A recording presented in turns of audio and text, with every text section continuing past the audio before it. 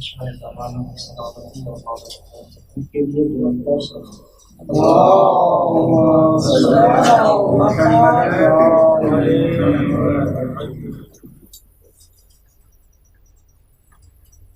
أعوذ بالله السميع العليم من الشيطان الرجيم بسم الله الرحمن الرحيم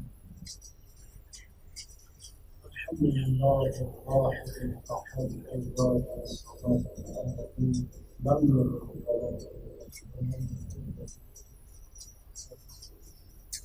ثم الصلاة والسلام والتحية والسلام على أفضل الحضور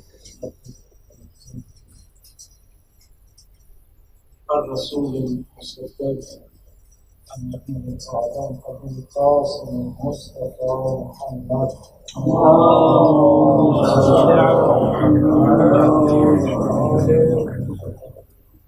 ثم الصلاة والسلام والتحية والسلام على آله الأطيبين الأطهرين المعصومين المظلومين المنتجبين المنتجبين الذين أذهب الله عنهم الرجس وطهرهم تطهيرا اللهم صل على محمد وصلى الله على رسول الله اللعنة الدائمة وعلى أعدائهم أجمعين أما بعد فقد قال الله عز وجل في كلامه المجيد وفي كلامه وقوله بسم الله الرحمن الرحيم ولا تقولوا لمن يقتل في سبيل الله أموات بل أحياء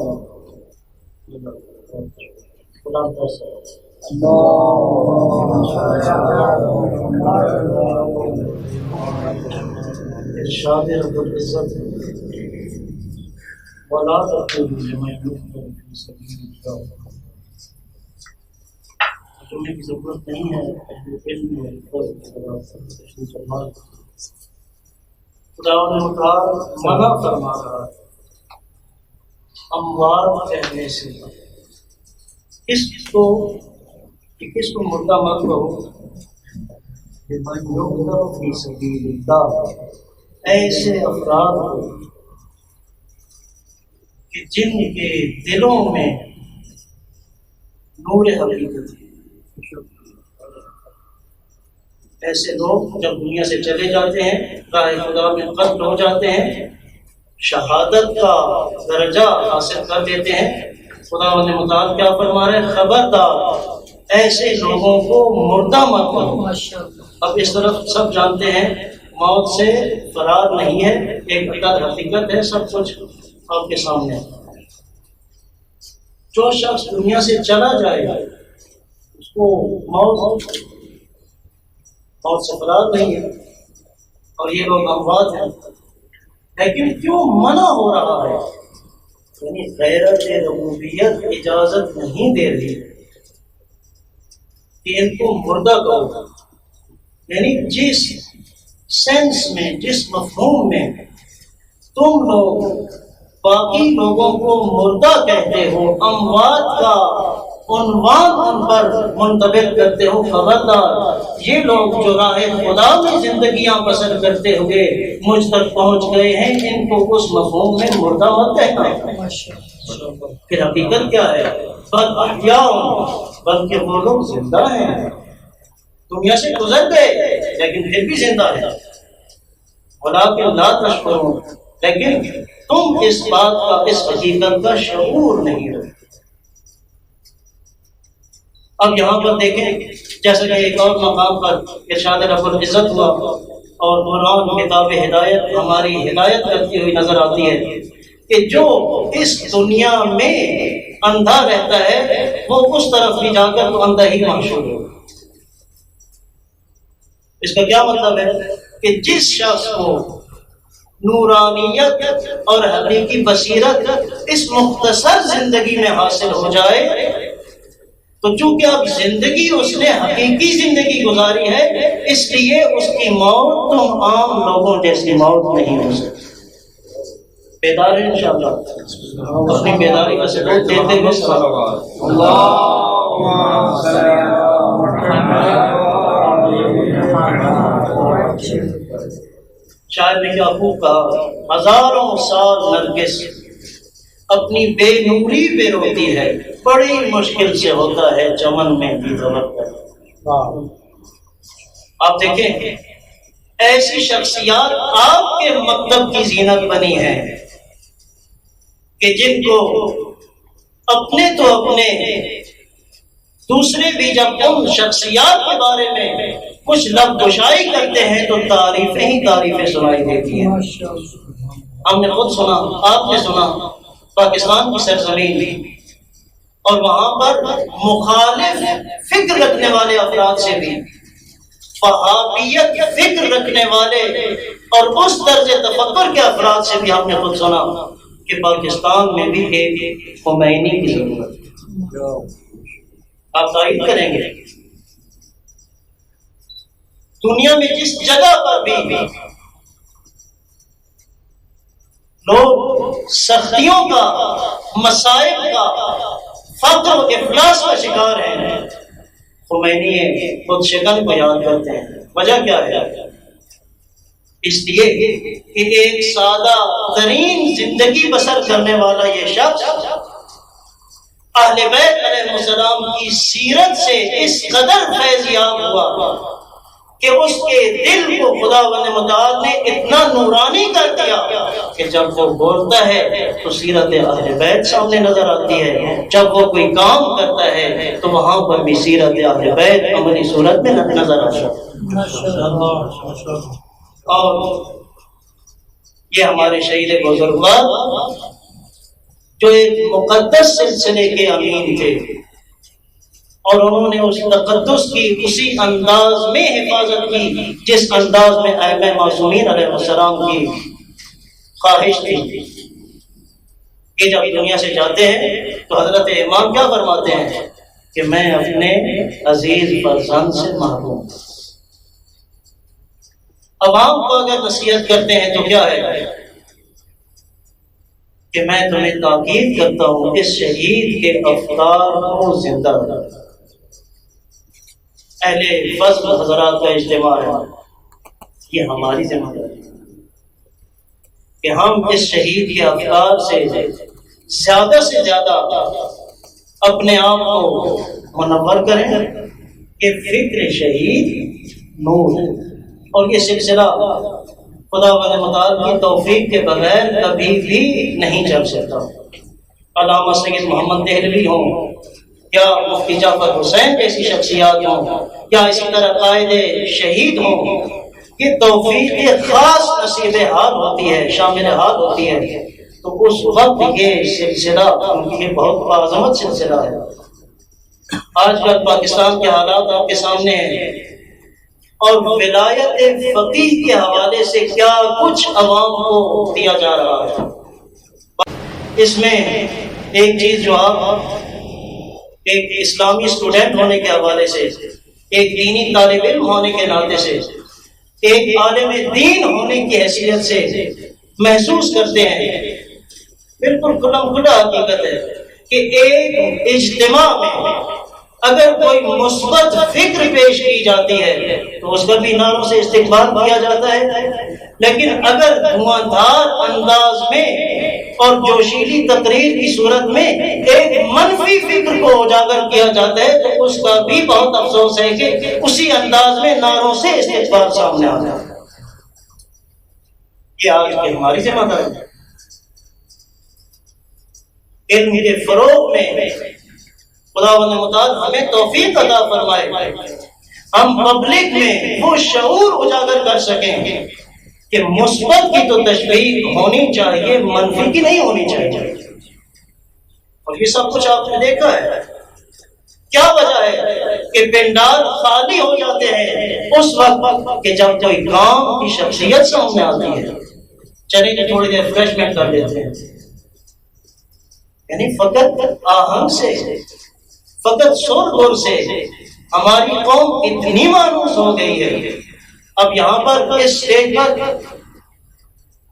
بافہم اور ذمہ دار ذاکرین کی بھی بہت عظیم ذمہ داری ہے علماء کے ساتھ ساتھ، کہ جنہوں نے کچھ نہ کچھ حقیقت سیکھ لی ہے، سمجھ لی ہے، ادبات عالیات کی زیارات انہیں نصیب ہوتی ہیں، تو وہاں پر اپنے معصومین علیہ السلام سے وعدہ کریں، اپنی زندگی تبدیل کریں اور قوم کی زندگی اور اس تقدیر کے بارے میں بھی کچھ سوچیں کہ جو ان جیسے لوگوں کے رحم و کرم پر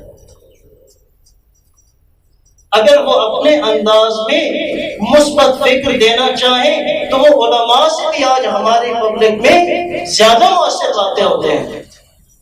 تو یہاں پر میں دعوت فکر دوں گا، اچھی فکر، اچھا نظریہ اور نورانی فکر رکھنے والے ذاکرین کو کیا اس مکتب حسینی پر اس انداز میں شفقت کیجیے، اس انداز میں رحم کیجیے کہ زمانے کے امام اپنے جب دست مبارک اٹھاتے ہیں تو آپ ان کی فہرست دعا میں انشاءاللہ شامل۔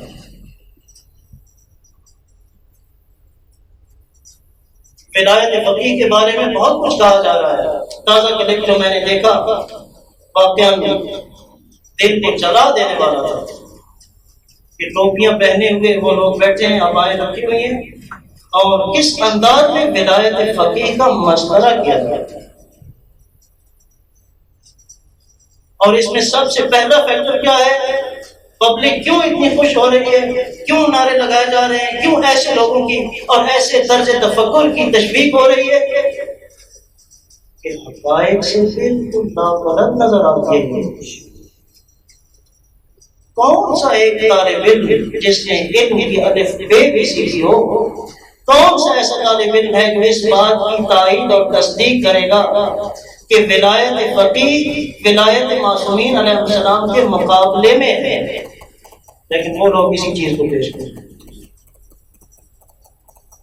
وہ بندہ خدا، میں تو اس کی ہدایت کی دعا کروں گا، وہ یہ عوام کو بتا رہا ہے، سمجھا رہا ہے، کاش اس کے اپنے دل میں نور ہوتا اور وہی نورانیت اس کی زبان سے تو زمانے کے امام وہ اگر عوام کو کچھ دے رہے ہیں کیا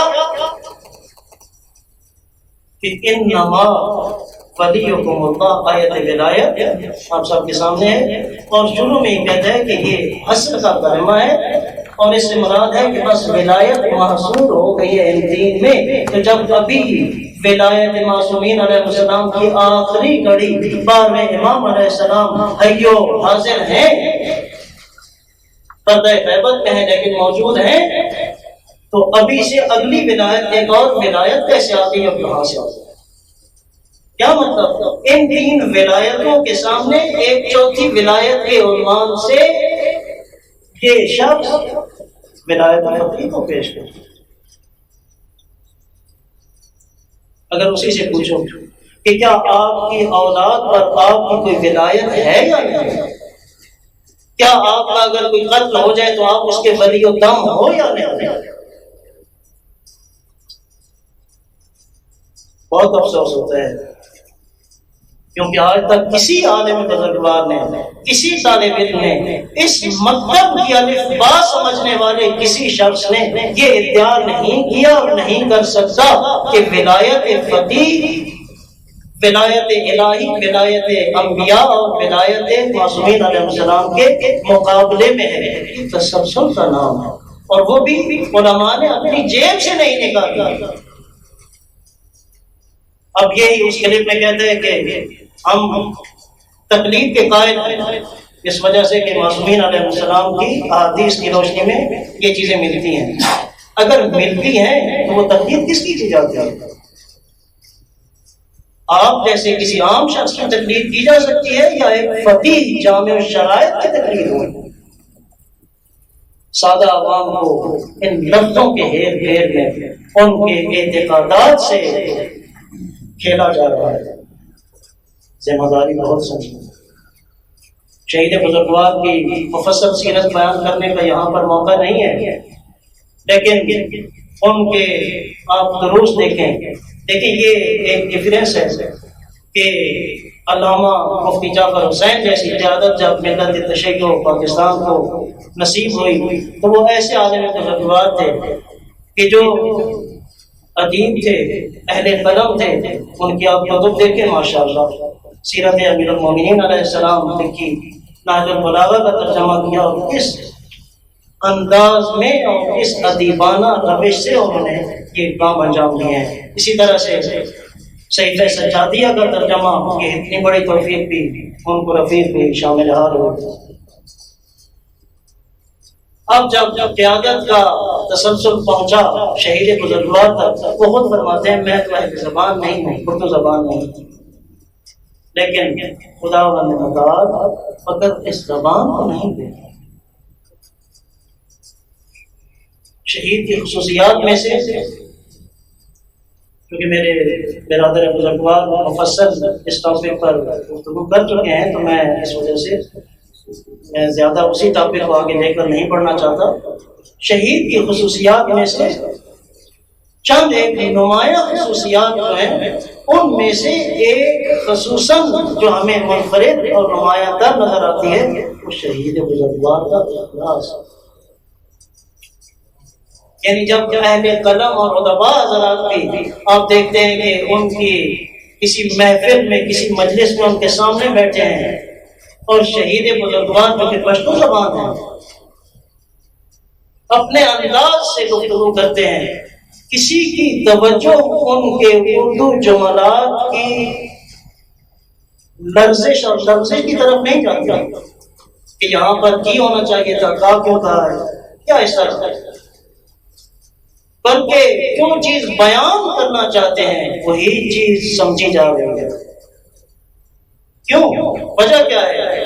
وجہ یہ ہے کہ جو چیز دل سے نکلتی ہے وہ دل پر ہی بیٹھتی ہے. جس کو شاعر نے اس انداز میں بیان کیا ہے کہ دل سے جو بات نکلتی ہے اثر رکھتی ہے، پر نہیں طاقت پرواز مگر رکھتی ہے. وہ اخلاص تھا. کیا وجہ ہے کہ شہادت کے موقع پر حضرت امام تڑپ گئے اور فرماتے ہیں میں نے اپنا ایک عزیز بیٹا کھو دیا ہے، محروم ہو گیا، اتنا نزدیک کا رابطہ. وجہ کیا ہے؟ میں اپنے افاضل کو متوجہ کرنا چاہوں گا کہ فقط ایسا ہی نہیں کہ اس وقت کے نائب عام امام زمان مہدی زہرا سلام اللہ علیہ،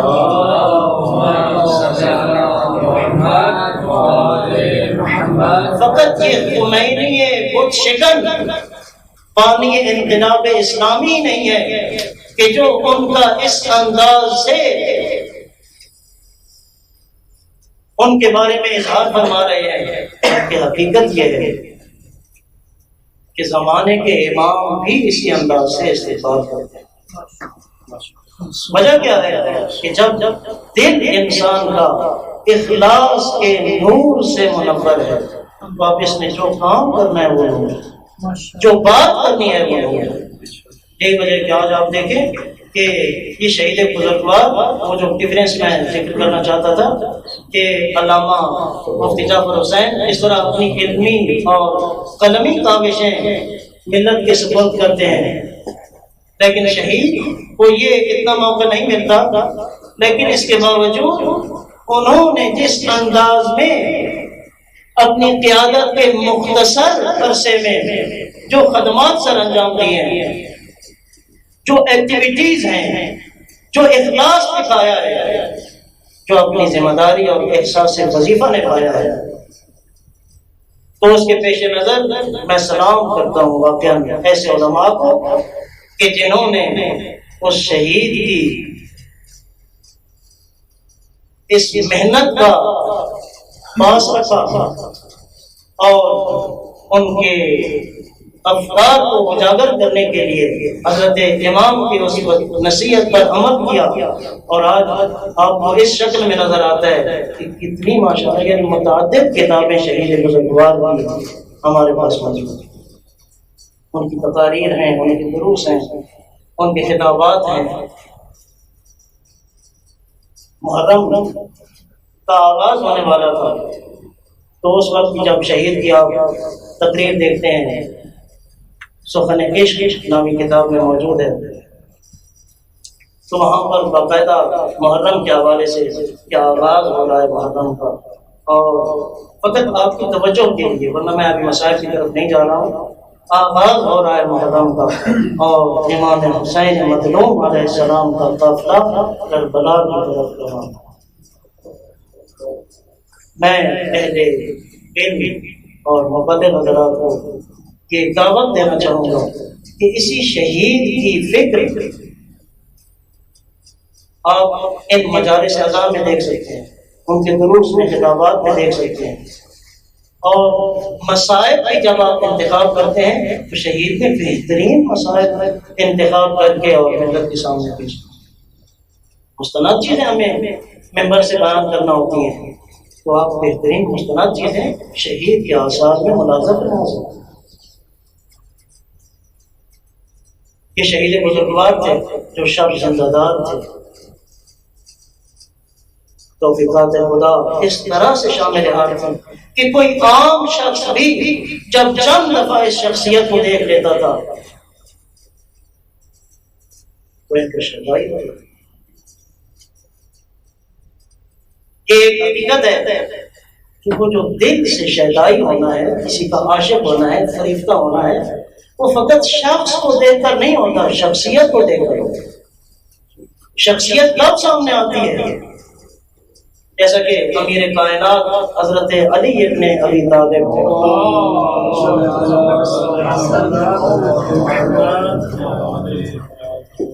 ارشاد فرماتے ہیں، المرء مخبوء تحت لسانہ، انسان اپنی زبان کے نیچے چھپا ہوا بولے گا، اندازہ ہوگا مخاطب کو، سامع کو، کہ بولنے والا کس مرتبہ پر فائز ہے۔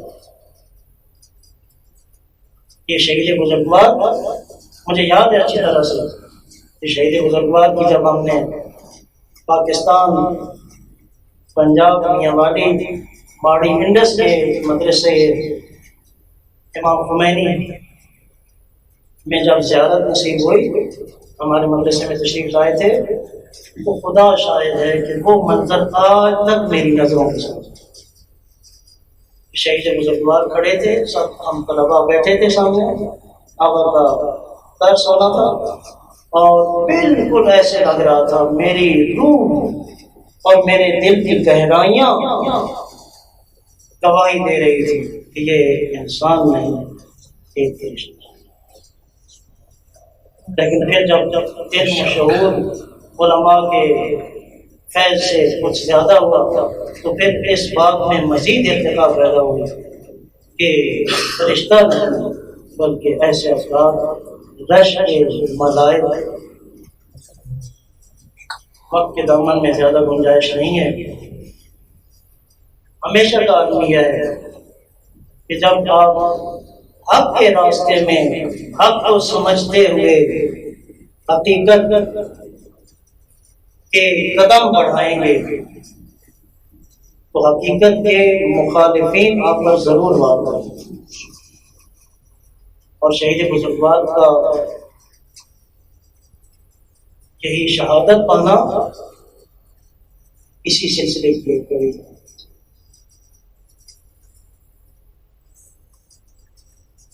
دشمن نے یہ سمجھا تھا کہ اس شہید کو راستے سے ہٹا کر اس فکر کا خاتمہ کیا جا سکتا ہے۔ بالکل اسی طرح سے جیسے دشمن خوش ہو رہا تھا کہ جب بانی انقلاب کی وفات کی خبر پھیل گئی، اب دشمن خوش ہو، لیکن علماء فرما رہے تھے کہ تم لوگ اس بات پر خوش ہو کہ اب ایران کا انقلاب ایران کے اندر تک ہی محدود ہو کر ختم ہو جائے گا، لیکن وہ تو اس بانی انقلاب کی زندگی میں ہی پوری دنیا میں سب افراد پھیل چکے۔ اس شہید بزرگوار کا وہ اخلاص، وہ عمل اور وہ کردار بھی ان کی زندگی میں ہی پوری دنیا میں پھیل چکے۔ اسی وجہ سے جب دوستوں نے پشاور میں شہید بزرگوار کی تشییع جنازہ کے مراسم میں کہا کہ آپ کو خداوند متعال نے شاعری کی صفت اور یہ نعمت عطا فرمائی ہے، کچھ ہمیں شعر چاہیے، کچھ ایسے جملے چاہیے کہ جو ہم یہاں پر نعرے بنا سکیں، شعار بنا سکیں۔ جو کچھ توفیق ہوئی وہ قوم کی خدمت میں پیش کیا، اور باقی کئی لوگوں نے بھی اس سلسلے میں اپنی اپنی خدمات پیش کی۔ تو کتنے اچھے جملے تھے کہ جو اسی ہماری بحث کو زینت بخشتے ہیں کہ جب ایک سوگوار شیعہ کے منہ سے نکلتا تھا اور زبان کی زینت بنتا تھا کہ تم کس کس کو مرواؤ گے، یہ ساری قوم دشمن کی یہ خام فکر کبھی بھی عملی جامہ نہیں پہن سکتی کہ حسینیت کا خاتمہ ہو جائے۔ اس وجہ سے کہ حسینیت کی بقا کی ضمانت خود خداوند متعال نے دی۔ جب امام عالی مقام مظلوم نینوا زینت کربلا فرزند زہرا امام حسین علیہ السلام 61 ہجری میں کربلا کی سرزمین پر پہنچے، اور وہ وقت گزرتا گیا، لمحے آگے بڑھتے گئے، عاشور کا دن آ گیا۔ خدا شاہد ہے فرزند زہرا کے دل میں ذرا بھر اس بات کی پرواہ نہیں تھی کہ اب میرے جانے کے بعد میری فکر ختم ہو جائے گی۔ نہیں، یہ ایک ایسا مکتب تھا جس کی حفاظت خود خداوند متعال نے کی۔ اسی وجہ سے مقام اتنا باعظمت مقام، اور اس طرف سے مولا کے بعد جس ہستی نے اسی سلسلے کو مسلسل رکھتے ہوئے اور تسلسل بخشنا تھا، وہ بیمار کربلا کہا ہے، بیمار تھے، مسجد خداوندی تھی۔ اب اس اثنا میں جس بزرگوار ہستی نے حسینیت کو سہارا دیا اور سجادیت تک اس حسینیت کو منتقل کیا، جس کی عظمت کو آج بھی انبیاء سلام کرتے ہیں، جس کے صبر پر ملائکہ تعجب کرتے ہیں، اسی ہستی کو زینب کبریٰ کہا۔ شاعر نے کیا خوب کہا، کہاں نساء عالم اور کہاں زہرا،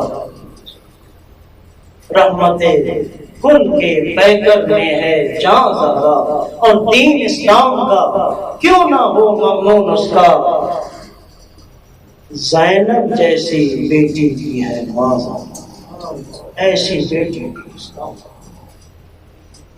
کہ جب عالم بزرگوار عالم خواب میں سلطان الفائزین اپنے زمانے کے امام کو دیکھتے ہیں تو ایک سوال ذہن میں گردش کر رہا ہے، اس کا جواب پوچھتے ہیں، مولا یہ فرمائیں کیا آپ نے یہ فرمایا ہے کہ میں صبح و شام روتا رہوں گا، اشک برساؤں گا، آنسو بہاتا رہوں گا، اور جب یہ آنسو خشک ہو جائیں گے خون کے آنسو روتا رہوں گا؟ مولا کیا یہ فرمان آپ کا ہی ہے؟ مولا فرماتے ہیں ہاں ایسا ہی ہے۔ تو اس نے کہا مولا پھر میں یہ پوچھنے کی جسارت کرتا ہوں، کیا یہ علی اکبر کے شہادت کی مناسبت سے آپ نے فرمایا ہے؟ مولا فرماتے ہیں نہیں، بلکہ اگر علی اکبر آج زندہ ہوتے تو وہ بھی اس مصیبت پر اسی طرح سے عزادار بنتے جس طرح میں بنا ہوا ہوں۔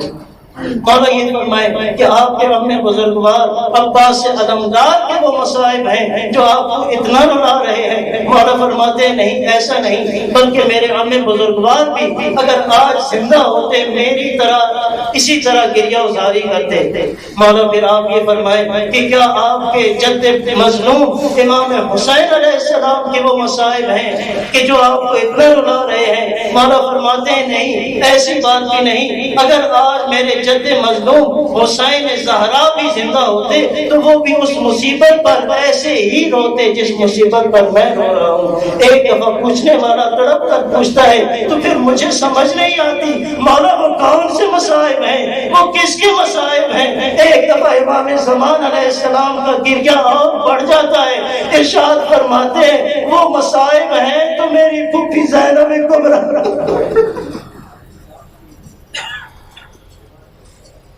وَسَيَعْلَمُ الَّذِينَ ظَلَمُوا أَيَّ مُنقَلَبٍ يَنقَلِبُونَ۔ یا اللہ بحق محمد و آل محمد علیہ السلام تجھے واسطہ دیتے ہیں سید الشہداء علیہ السلام اور شہداء کربلا اور اسی طرح سے شہداء مکتب جعفری، ان کے مقدس خون کا واسطہ دیتے ہیں خدا بندہ بحق محمد و آل محمد علیہ السلام و بحق دماء الشہداء فی سبیلک۔ یا اللہ ان شہداء کے اور خصوصاً ہمارے ان قائدین جو اس دنیا سے گزر چکے ہیں، بلاخص شہید بزرگوار، خدا بندہ ان کے درجات میں رفعت عطا فرما۔